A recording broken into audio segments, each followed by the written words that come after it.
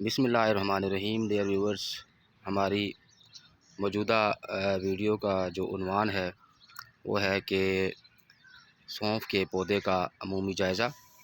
सौंफ का पौधा जिसका साइंसी नाम फोइनिक्यूलम वल्गेर है और इसका ताल्लुक़ एपियेसी ख़ानदान से है।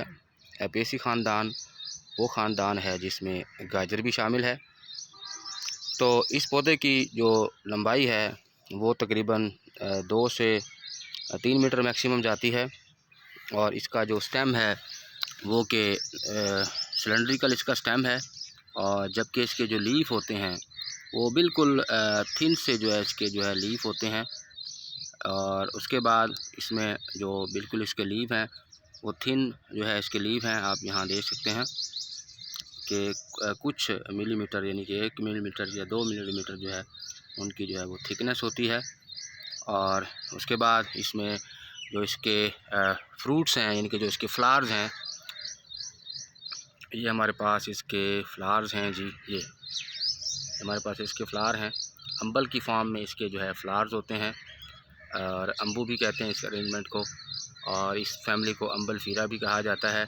जैसे ही इसके जो फ्लावर हैं वो मैच्योर होते हैं तो वो फ्रूट में चेंज हो जाते हैं और फ्रूट जो है वो सीड में चेंज हो जाते हैं। इसके जो सीड हैं उनको आप देख सकते हैं हमारे पास इस वक्त शुरू में ये ग्रीन कलर के होते हैं और बाद में जब ये पक जाते हैं तो ये ग्रीन कलर के हो जाते हैं।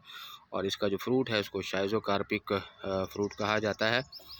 और इसकी जो इम्पोर्टेंस है वो ये है कि इसको बतौर कॉन्डिमेंट यूज़ किया जाता है, इसको फूड में भी इस्तेमाल किया जाता है।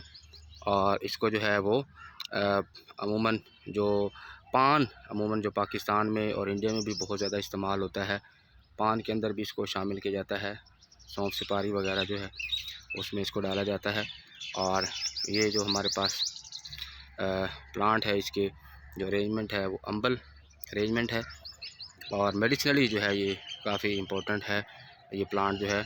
और इसके मज़ीद जो अहमियत तिब के हवाले से क्या अहमियत है इसके ऊपर तफसीली एक लेक्चर इंशाल्लाह मैं उसके ऊपर एक वीडियो बनाऊंगा।